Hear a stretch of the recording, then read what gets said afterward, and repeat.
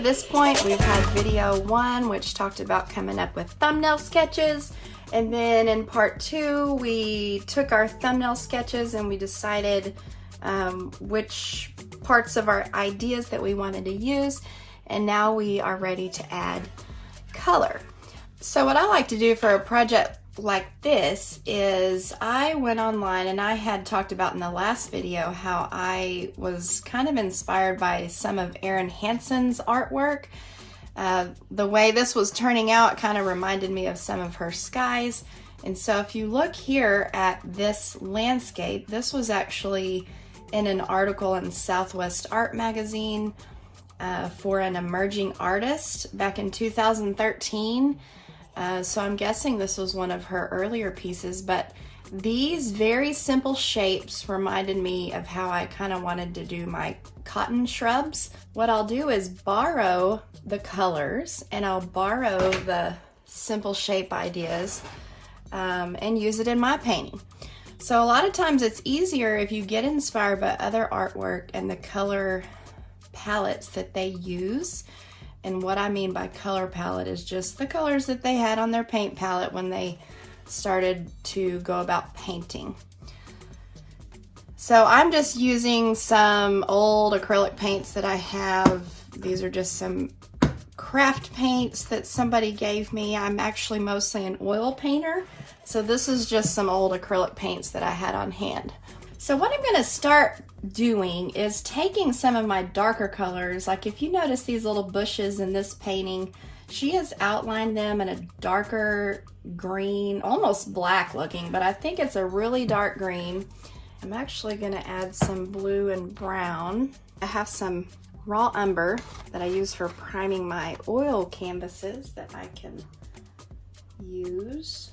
So the more that you learn about color, you'll learn that you can darken colors with blue and brown. So I've got an old palette here with just a piece of watercolor paper, and I'm gonna just darken this green and make it a really dark green. You can use blue and brown to darken colors. So I'm just gonna start by taking some of these darker colors and outlining my bushes.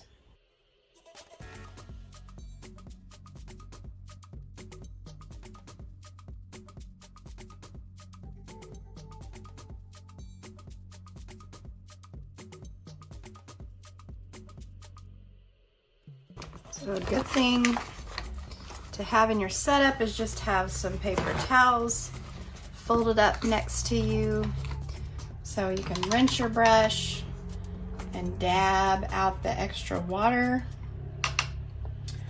You'll want to keep rinsing out your brush every once in a while because the paint is harder to control the thicker and globbier that the paint gets in your brush.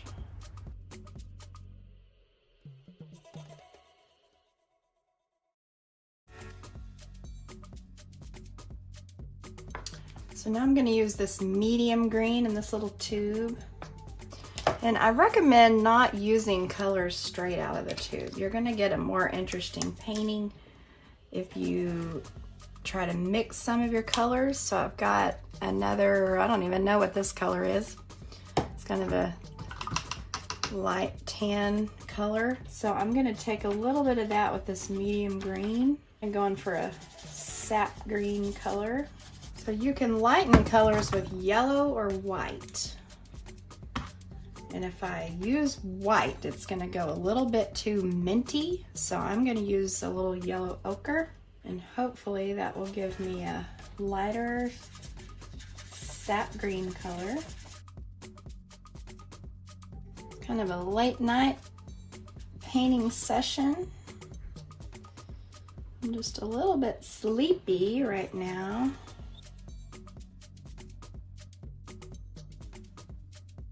So since colors get a little bit more faded in the background, I am going to add a little bit of white to my green color, and it should be okay because I do have a lot of yellow in it, so it shouldn't turn too minty on me.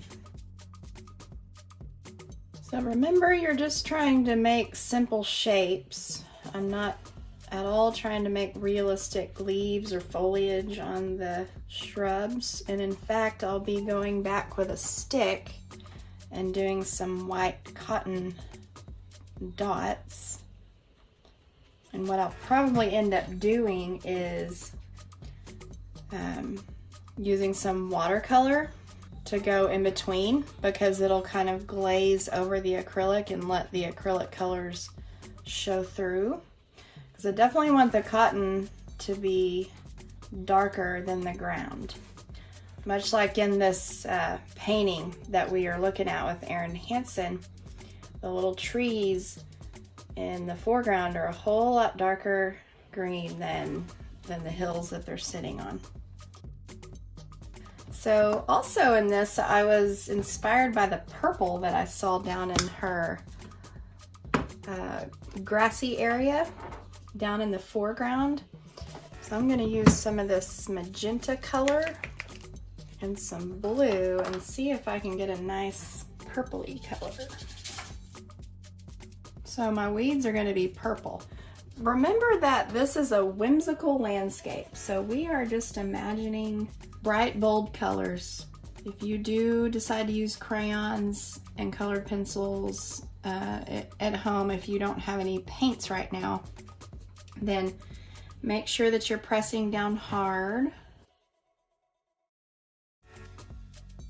Now, there's really no rules here, but if you're one of my students, remember what I'll be grading you on is I want you to show me that you understand how to show foreground, middle ground, and background. Overlapping to create space and distance, using a horizon line, putting things lower on the page that are closest to you, putting things higher up on the page that are farther away. And if you start painting and you decide that you want to paint something out and cover over it, then go for it. If you're using a pretty good acrylic paint, then you'll be able to do that. All right, so I don't want to get too busy down here. I'm going to use some dark pink and magenta. I kind of liked in this painting by Erin Hansen, so her clouds are actually pink up towards the top. So I'm going to go ahead and outline these in pink. They've got some orangish, peachy tones in there.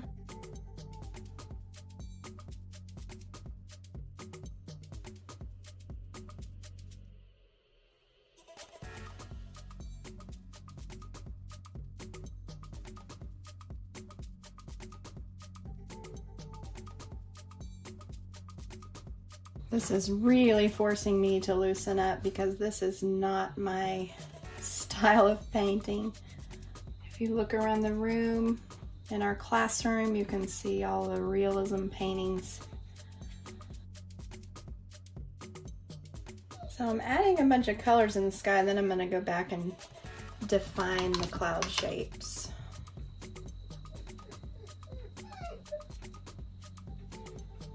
It's okay, Raven. It's okay. We'll play in a little bit.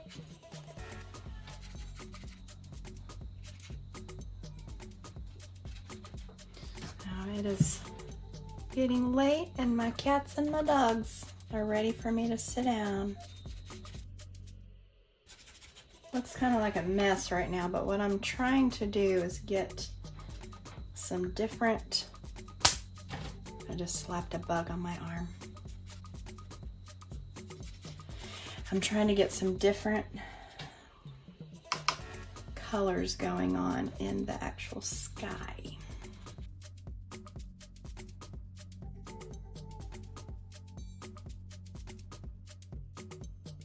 All right, kids, it's getting late and I'm getting tired and not really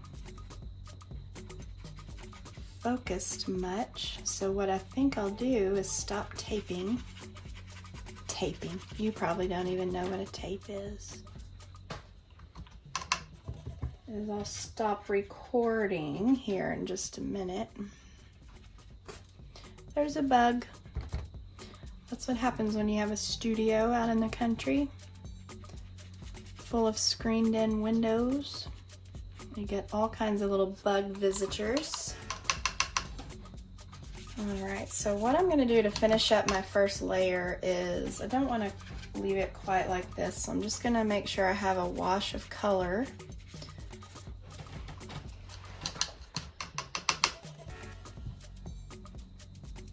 And let me see if I can find a bigger brush. So these little cotton shrubs should be pretty dry. I want to have kind of a little lime green color.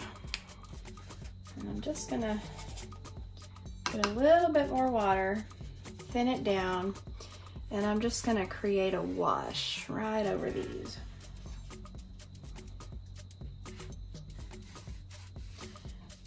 And because it's so thin, it's letting the acrylic paint color show through. And because this is a light color, I can go ahead and wash over my fence post. And in tomorrow's painting session, I can come back and just paint in some more details and some more color values.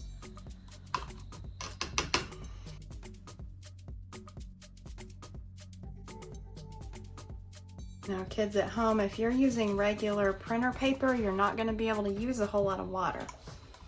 So be very careful with that. It'll make your paper ripple up and get really fragile and it will tear. Getting a little bit darker green down here because our green base color of the field is going to be getting lighter as it goes back in the distance. So pulling some of this down here between the purples. And I can actually pull a darker blue down here. Kind of blending this together. All right, so that's it for tonight. Am I happy with it? Not really. I'm really struggling with the fact that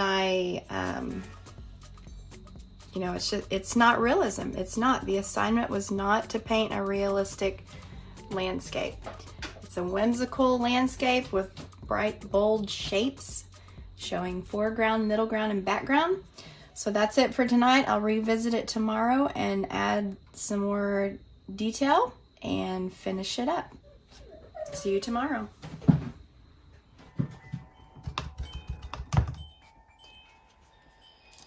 All right, so we're back for night 2 of our painting session. I should finish this up here in just a little bit. So if you're just joining us, this is part 3 of our whimsical landscape project. And the goal of this project was for students to show space and distance on a flat sheet of paper. We're using watercolor paper and mixed media paper. So the main requirement in the assignment was for students to show foreground, middle ground, and background. Some students are starting to experiment with using vanishing point and guidelines, showing things that are going off in the distance using linear perspective. So I hope this has been a fun project. I hope you have done this along with us. And in the next video, when all of the students are finished, I'll do another video and we'll take a look at how several of them turned out. So again, if you're just joining us, I've been inspired by this Erin Hansen painting, so I'm borrowing her color palette. I just really liked the colors, and my drawing was kind of reminding me of this type of painting. So I've got a palette here and I'm about to add some more colors to it, but I've just got some bright colors here. So tonight I'll just finish up this painting. Hopefully it will turn out well.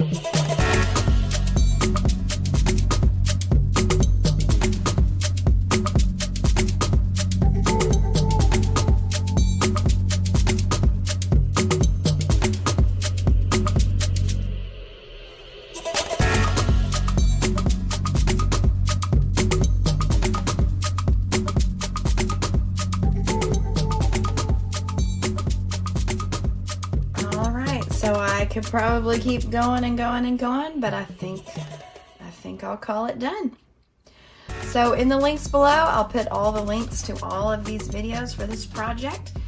If you like this video, give it a thumbs up, share it with your friends, and don't forget to subscribe and hit the bell for all of my tutorials. Thanks for watching.